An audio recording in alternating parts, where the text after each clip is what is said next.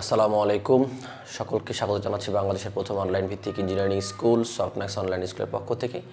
আমরা civil engineering ডিপার্টমেন্টের যে সাবজেক্টটি কন্টিনিউভাবে ক্লাস করে আসছিলাম সেটা ছিল ডিজাইন অফ স্ট্রাকচার 2।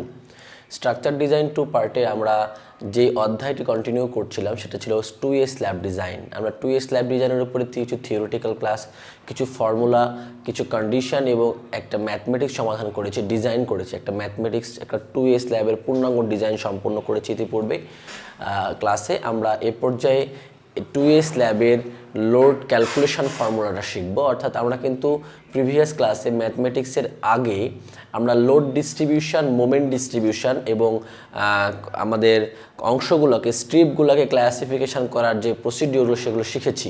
সেখানে লোড ডিস্ট্রিবিউশনের ফরম্যাটটা শিখেছি, কিন্তু লোড ক্যালকুলেশন শিখি নাই।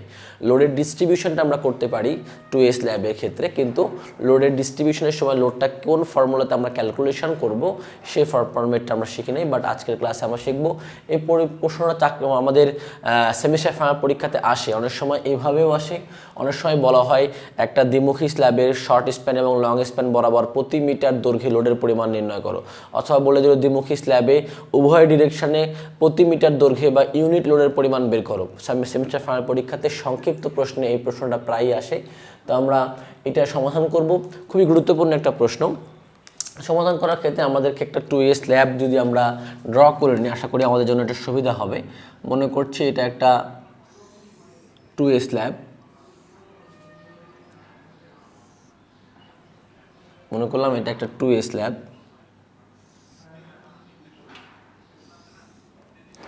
তো এই 2A স্ল্যাবের ক্ষেত্রে আমরা যদি এটাকে সেকশন ওয়াইজ ভাগ করে নিই, তাহলে এটা জানি একটা ডিরেকশন আছে শর্ট স্প্যান, একটা আছে লং স্প্যান বরাবর, তাই না?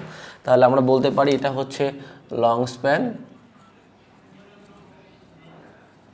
আর এইটা হচ্ছে আমাদের শর্ট স্প্যান, তাই না? Short span. তার মানে এইটা হচ্ছে আমাদের এল আর এইটা হচ্ছে আমাদের এস। তাহলে শর্ট স্প্যান এবং লং স্প্যান বরাবর আমরা যে ডিরেকশনটা ভাগ করে নিলাম, এই ডিরেকশন বরাবর আমরা এখন লোডের যে ডিস্ট্রিবিউশনটা শিখেছিলাম, ডিস্ট্রিবিউশন ফরম্যাটটা কেমন ছিল? ডিস্ট্রিবিউশন ফরম্যাটটা এরকম ছিল মোটামুটি। আমরা যদি বলি যে শর্ট স্প্যানে একটা ট্রায়াঙ্গেল ফরম্যাট ড্রাইভ হয়, এরকম একটা ট্রায়াঙ্গেল ফরম্যাট এখানে ড্রাইভ হবে। এখান থেকে এসে আবার কিছু দূর পরে এখান থেকে আরও একটা ট্রায়াঙ্গেল ফরম্যাট ড্রাইভ হবে, তাই না? এরকম একটা লোডের ক্যালকুলেশন ছিল। এই পোর্শনগুলো ছিল শর্ট স্প্যানের লোড ডিস্ট্রিবিউশন পার্ট, আর এই পোর্শনগুলো ছিল হচ্ছে লং স্প্যানের লোড ডিস্ট্রিবিউশন পার্ট। অর্থাৎ ট্রায়াঙ্গেল যে স্ট্রিপটা তৈরি হচ্ছে এখানে আমাদের শর্ট স্প্যানের লোডগুলো এখানে ডিস্ট্রিবিউশন হবে, এবং ট্রাপিজিয়াম আকৃতির যে ফালিটা তৈরি হচ্ছে সেখানে আমাদের লং স্প্যানের লোডগুলো ডিস্ট্রিবিউশন হবে। লোড ডিস্ট্রিবিউশন পার্টে আমরা শিখেছিলাম, সেখানে কিছু সূত্র ছিল যে শর্ট স্প্যানের ক্ষেত্রে ইউনিট লোড হচ্ছে ওমেগা এস 3/3, এবং লং স্প্যানের ক্ষেত্রে ট্রাপিজিয়াল ফরম্যাটের উপর আসে 1 WS/3 -M/2। এই ফরম্যাটগুলো আমরা শিখেছি, বাট এই লোডের ক্যালকুলেশনটা আসলো কোথা থেকে সেটাই আমরা এখন এখানে ক্যালকুলেশন করব। তো ধরে নিচ্ছি যে এটা এটা বি পয়েন্ট, এটা সি পয়েন্ট, এটা ডি পয়েন্ট। যেহেতু এটা একটা রেক্টেঙ্গেল আমাদের স্ল্যাব পোর্শন বা স্ল্যাবের প্যানেল, আমরা 4টা পয়েন্টকে সিলেকশন করলাম। এখন আমরা জানি এই প্রত্যেকটা ফরম্যাটগুলো 45 ডিগ্রি অ্যাঙ্গেলে থাকে, তাই না? এই প্রত্যেকটা ফরম্যাটগুলো 45 ডিগ্রি অ্যাঙ্গেলে থাকে। ওকে, আচ্ছা, এখন আমরা মনে করছি এটা ই আর এফ। এটা পয়েন্টকে আমরা ডিনোট করে দিই ই, আর এটা মনে করলাম এফ।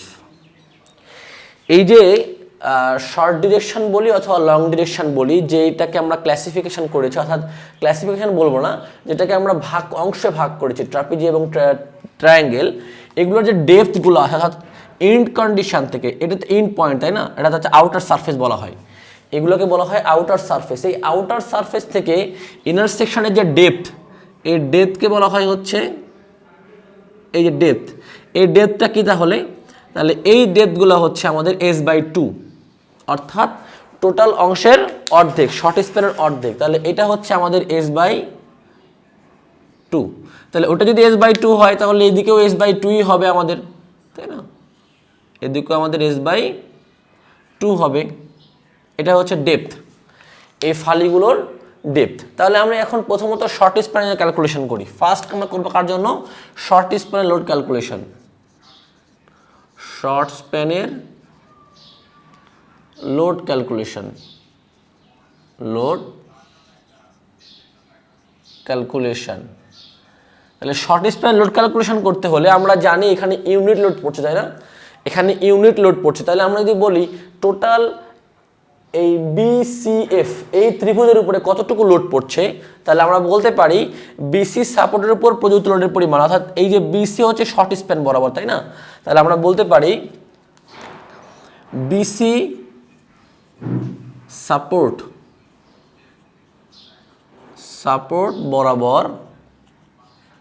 বরাবর প্রযুক্ত লোড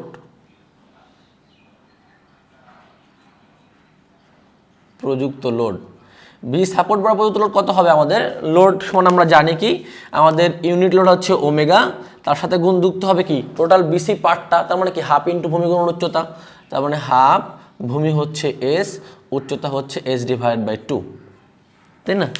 এটা হচ্ছে ওমেগাটা কি? ওমেগা হচ্ছে আমার লোডের ভ্যালু, ওমেগাটা হচ্ছে লোডের পরিমাণ। সেই লোডটা কোথায় পড়ছে?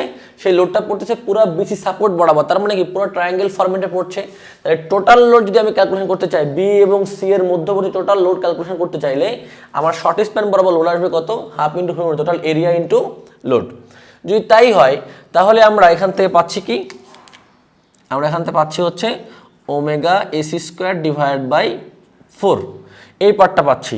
এখন যদি বলি প্রতি মিটার, অর্থাৎ বিসিতে একটা মনে করলাম বিসি পার্টটা 4 মিটার হতে পারে না, আমরা ম্যাথমেটিক্যাল সময় দেখেছি short span 4.5 metre, 5 metre, long span 7 metre, 6 metre, ধরে নিচ্ছি এটা 4 মিটার। তার মানে তো আমার এটার ইউনিট লোড হলো না। ইউনিট লোড মানে হচ্ছে প্রতি মিটার দৈর্ঘ্যের লোড। আমরা জানি কি ইউনিট লেন্থে লোডের পরিমাণ মানে কি প্রতি একক দৈর্ঘ্য লোডের পরিমাণ। তাহলে এটা তো আমার টোটাল লোড পেয়েছি, তাই না? প্রযুক্ত মানে বিসির সম্পূর্ণ অংশের উপরে, বিসি এর সম্পূর্ণ অংশের উপর লোডের পরিমাণ পেয়েছি এত। তাহলে প্রতি মিটার ধরে কত? তাহলে বলতে পারি অতএব বিসি এর প্রতি মিটার দৈর্ঘ্যে ইউনিট লোড কত হবে? তাহলে আমরা জানি টোটাল লোডকে লেন্থ দ্বারা ভাগ করলে হয়ে যায়, তাই না? তাহলে আমরা বলতে পারি টোটাল লোড তাকে যদি আমরা লেন্থ দ্বারা ভাগ করি তাহলে ইউনিট লোড পাওয়া যায়। তাহলে টোটাল লোডটা কত? টোটাল লোড পেয়েছি আমরা omega S square divide by 4, আর লেন্থ কত? তাহলে শর্ট স্প্যানের লেন্থ হচ্ছে এইটা এস, তাহলে আমরা ভাগ করলাম হচ্ছে এস দ্বারা, তাই না? তাহলে এস দ্বারা ভাগ করলে আমাদের ইউনিট লোডটা পেয়ে গেলাম। তাহলে আমরা এখান থেকে বলতে পারি কি হবে? আমরা এখান থেকে ইজিলি একটা বিষয় বলতে পারি omega S square divide by 4s। তাহলে এখান থেকে এস স্কোয়ারটা দেখায় কি? তাহলে আমরা বলতে পারি এখান থেকে যে ওমেগা এস ডিভাইড বাই 4, অর্থাৎ এস আর এস কেটে যায়, থাকে হচ্ছে একটা এস, তাই না? তাহলে ওমেগা এস ডিভাইড বাই 4 এই মানটা আমরা পেলাম ইউনিট লোড হিসাবে। কিন্তু কন্ডিশন বলে দিচ্ছে, অর্থাৎ এইটার স্ল্যাবের যে স্টেটমেন্ট বলে দিচ্ছে যে বিসি সাপোর্টের কেন্দ্রস্থলে অর্পিত লোড সর্বাধিক 4/3 গুণ হবে। আর এটা যদি সেন্টার পয়েন্ট হয়, ধরে নিচ্ছি আমি যে সেন্টার পয়েন্টে, আচ্ছা এখানে আমরা যেমন ইউনিট লোড যখন বিমের ক্ষেত্রে ডিস্ট্রিবিউশন করেছিলাম তখন আমরা জানি বিমের সেন্টার পয়েন্টে সর্বোচ্চ অর্থাৎ ম্যাক্সিমাম ডিস্ট্রিবিউশন লোডটা পাস করে। ঠিক তেমনই স্ল্যাবের ক্ষেত্রেও তাই এই সাপোর্টের মধ্যবিন্দুতে মিডল দিয়ে 4/3 অংশ, এখানে আর সর্বোচ্চ বলতে এখানে সর্বোচ্চ 4/3 অংশ লোড এখানে কাজ করে, ঠিক আছে, বা বেশি পড়ে। তাহলে টোটাল লোডের 4/3 অংশ কোথায় পড়বে? শর্ট স্প্যানের মধ্যবিন্দু বরাবর। টোটাল লোডের 4/3 অংশ পড়বে শর্ট স্প্যানের মধ্যবিন্দু বরাবর। এটা বিমের মতো না যে মধ্যবিন্দুতে অর্ধেক পড়বে। আমরা কিন্তু যখন বিমের এসএফডি বিএমডি ড্র করছিলাম তখন কি করছিলাম? লোডের অর্ধেক বরাবর কাজ করছিল হচ্ছে বিমের মধ্যবিন্দু বরাবর, তাই না? কিন্তু এখানে এসে বলতেছে না, এখানে কন্ডিশন বলতেছে শর্ট স্প্যানের সাপোর্ট বরাবর মধ্যবিন্দুতে লোডের 4/3 অংশ পড়বে। যদি তাই হয় তাহলে আমরা বলতে পারি এখানে যেহেতু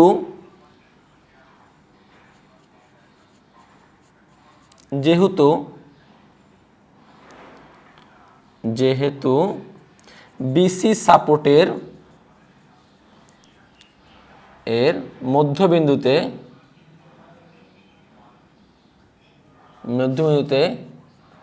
সর্বাধিক 4/3 লোড বেশি পড়ে, বেশি কাজ করে। তাহলে আমরা বলতে পারি কত হবে ইউনিট লোড। অতএব unit load equal to omega S divide by 4 into 4/3। তাহলে 4 কেটে থাকে কত থাকে, ওমেগা এস ডিভাইড বাই 3। তাহলে আলটিমেটলি এটাই হচ্ছে আমাদের লোড, যেটা আমরা ক্যালকুলেশন করেছিলাম, omega S divide by 3। Load ডিস্ট্রিবিউশনের সময় আমরা শিখেছিলাম শর্ট স্প্যান বরাবর লোডের পরিমাণ ওমেগা এস ডিভাইড বাই 3। তাহলে আমরা বলতে পারি এখানে কত হবে, ওমেগা এস ডিভাইড বাই 3। এটা আমরা আগে থেকে মুখস্থ করেছিলাম, বাট এখন ক্যালকুলেশন করে প্রমাণ করলাম যে না, শর্ট স্প্যান বরাবর প্রতি মিটার দৈর্ঘ্যে লোডের পরিমাণ omega S by 3। Short span বরাবর প্রতি মিটার দৈর্ঘ্যে লোডের পরিমাণ ওমেগা এস ডিভাইড বাই 3। এটা আমরা প্রুফ করলাম। এটা আমাকে প্রুফ করতে, বের করতে বলা হয়েছিল, ক্যালকুলেশন করতে বলা হয়েছিল।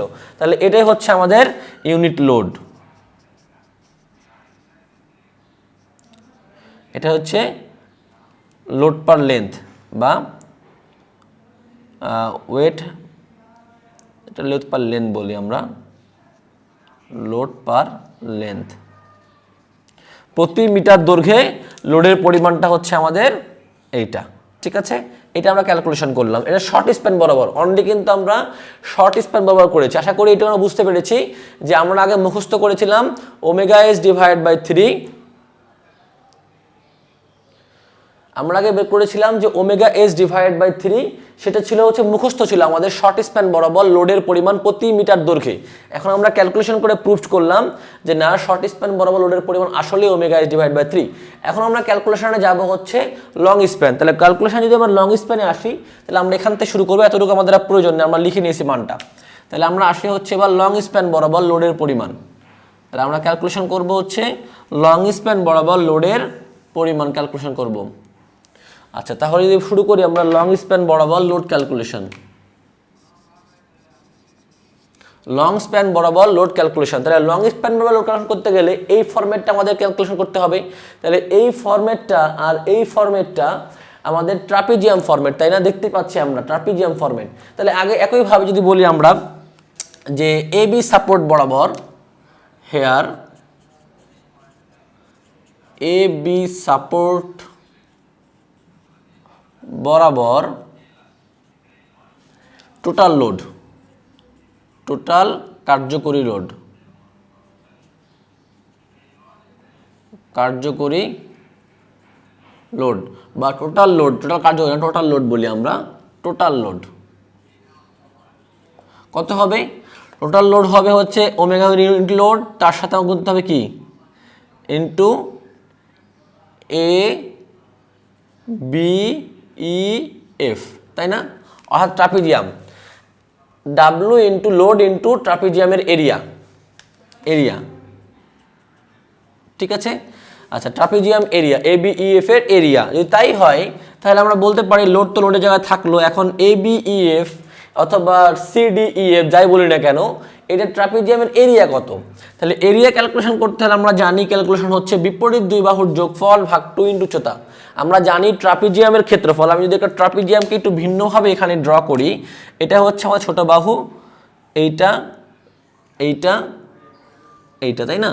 অর্থাৎ আমি যদি বলি এটা এ, এটা বি, এটা ই এফ, আর এটা মনে করলাম ই। এখন এ বি ই এফ এর এরিয়া কত? তাহলে এরিয়া মানে আমরা জানি হচ্ছে বিপরীত দুই বাহুর যোগফল ভাগ 2 ইন্টু উচ্চতা। তাহলে বিপরীত মনে করলাম, এটা মনে করলাম এ, এটা মনে করলাম বি, এটা মনে করলাম এইচ। তাহলে আমরা জানি কি এরিয়া কত হবে? এরিয়া হবে বিপরীত দুই বাহু, তার মানে A plus B divide by 2 into H. এটা হচ্ছে ট্রাপিজিয়ামের এরিয়া নির্ণয়ের সূত্র, বিপরীত দুই বাহুর যোগফল ভাগ 2 ইন্টু উচ্চতা। তাহলে এখানে বিপরীত দুই বাহুর যোগফল যদি বলতে হয়, তাহলে আমার এই বাহু আর এই বাহুর যোগফল লাগবে। এই বাহুর দৈর্ঘ্য তো এল, কিন্তু ইএফ এর দৈর্ঘ্য কত? আচ্ছা, এখন ইএফ এর দৈর্ঘ্য ক্যালকুলেশন করতে হলে আমাকে টোটাল এল থেকে এস ভাগ 2 আর এই এ পাকার এস ভাগ 2 বাদ দিতে হবে। তাহলে আমরা যদি এখানে ক্যালকুলেশন করতে চাই তাহলে বলতে পারি যে EF equal to L minus S ভাগ 2 প্লাস S ভাগ 2 বলতে পারি এটা। তাহলে L মাইনাস কত হবে 2S ডিভাইড বাই 2, তাহলে 2 কেটে যায় কত L বাই S, তাহলে EF সমান আমরা বলতে পারি L মাইনাস S, আমরা বলতে পারি EF সমান L মাইনাস S। তাহলে এটা যদি L মাইনাস S হয় এটা হচ্ছে আমাদের L মাইনাস S, আর এটা কত আমাদের এটা হচ্ছে আমাদের L, তাই না? এই এটা হচ্ছে L আর উপরের বিটা হচ্ছে L মাইনাস S, তাহলে সূত্র কত হবে এখানে L plus L minus S divide by 2 into উচ্চতা কত S বাই 2। তাহলে আমরা ক্ষেত্রফলে আসি, L plus L minus S বিপরীত দুই বাহুর যোগফল ভাগ 2 ইন্টু উচ্চতা, উচ্চতা কত ডেপথ হচ্ছে S ডিভাইড বাই 2, এটা হচ্ছে আমার এরিয়া। তাহলে এই এরিয়া আমরা ক্যালকুলেশন করলাম। এখন প্রশ্ন হচ্ছে ক্যালকুলেশন করতে যে আমাদেরকে যেটা করতে হবে সেটা কি, আমাদেরকে ইউনিট লেন্থ দ্বারা ভাগ করতে হবে। যদি আমরা ইউনিট লেন্থ দ্বারা ভাগ করতে পারি তবেই আমরা এখানে ফরম্যাটটাতে আসতে পারবো। ওকে, তাহলে আমরা এখন বলতে পারি এখানকার ফরম্যাটে আমাদের কোন বিষয়টা অ্যাড করতে হবে। এখানকার ফরম্যাটে আমাদেরকে আসতে হবে হচ্ছে এভাবে যে মনে করলাম এই মানটা তো আমাদের এর সাথে গুণ অবস্থায় আছে, তাহলে আমরা যুক্ত করতে পারি এভাবে omega S divide by 4 into 2L minus S, ছোট করে নিলাম। ওমেগা সবগুলো গুণ অবস্থায় আছে, তাহলে omega into S divide by 2 দুগুণ 4 আর L plus L minus S, আমরা কি 2L মাইনাস S, আমরা এটাকে ক্যালকুলেশন করে নিলাম। ওকে, এখন যদি আমরা বলি টোটাল লোড থেকে আমরা AB সাপোর্টের প্রতি মিটার দৈর্ঘ্যে লোড বের করবো, আমাদের তো উদ্দেশ্য কি ইউনিট লেন্থে লোডের পরিমাণ বের করা। তাহলে আমরা যদি ভাই বলতে চাই অতএব AB সাপোর্ট বরাবর সাপোর্টে প্রতি মিটার দৈর্ঘ্যে, প্রতি মিটার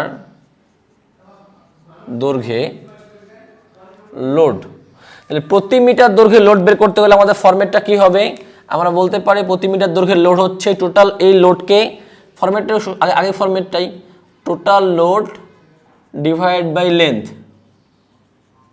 এর সূত্র ছিল আমাদের, তাই না?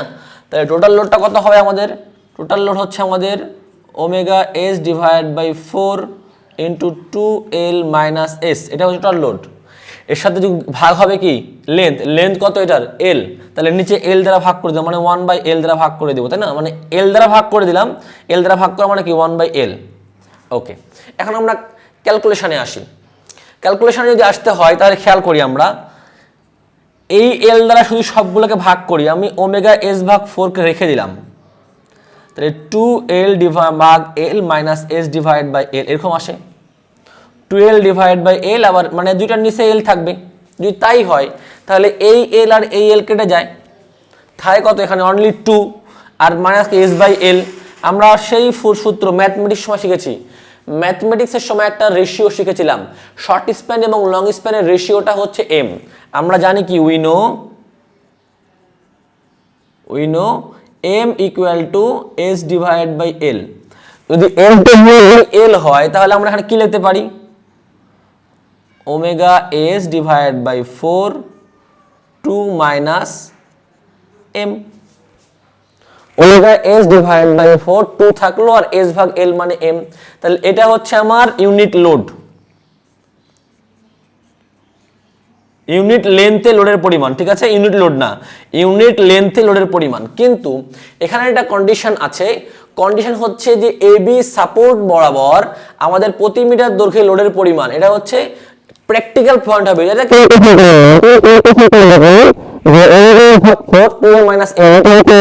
আসে, কিন্তু প্র্যাকটিক্যালি দেখা গেছে, প্র্যাকটিক্যাল ফিল্ডের অবজারভেশনে দেখা গেছে যে লং স্প্যান বরাবর প্রতি মিটার দৈর্ঘ্যে লোডের পরিমাণ হচ্ছে omega S 3 minus M square divide by 2, এই ফরম্যাটটা আসে। তো আমরা এখানে ক্যালকুলেশন করে দেখালাম, কিন্তু আমরা এখানে একটা বিষয় উল্লেখ করে দিব। কি উল্লেখ করে দিব? যে এই মানটা গ্রহণযোগ্য হয় না। এই মানটা গ্রহণযোগ্য হয় না কেন? কেননা প্র্যাকটিক্যাল ফিল্ডের লোড ডিস্ট্রিবিউশন করে দেখা গেছে স্প্যান বরাবর লোডের পরিমাণ কত। তাহলে আমরা এখানে একটা স্টেটমেন্ট দিই, এটা আপাতত প্রয়োজন নয়, আমি এটা মুছে দিচ্ছি। আমরা এখানে একটা স্টেটমেন্ট সুন্দর করে দিয়ে দিব। অবশ্যই আগে আমাকে দেখাতে হবে এটা, অবশ্যই আমাকে আগে দেখাতে হবে এই লোডটা, পরবর্তীতে আমরা একটা স্টেটমেন্ট উল্লেখ করে দিব। কিন্তু বাস্তব কাজের ক্ষেত্রে, বাস্তব কার্যক্ষেত্রে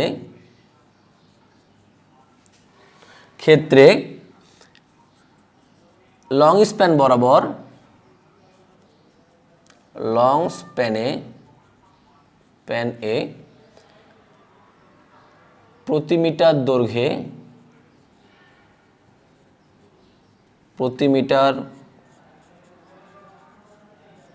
দৈর্ঘ্যে লোড পাওয়া যায় কত? লোড পাওয়া যায় হচ্ছে আমাদের omega S divide by 3 into 3 minus M square divide by 2। তাহলে আমি কি বললাম, আমাদের ক্যালকুলেশনের ফরম্যাটে লং স্প্যানের প্রতি মিটার দৈর্ঘ্য লোডের পরিমাণ আমরা ক্যালকুলেশন করেছি এটা, কিন্তু প্র্যাকটিক্যাল ফিল্ডের অবজারভেশনে দেখা গেছে 2s লেভেল লং স্প্যান বরাবর যে লোডটা আসে সেই লোডের পরিমাণ হচ্ছে এইটা। তাহলে আমরা ফাইনালি কি বলতে পারি, অতএব ফাইনালি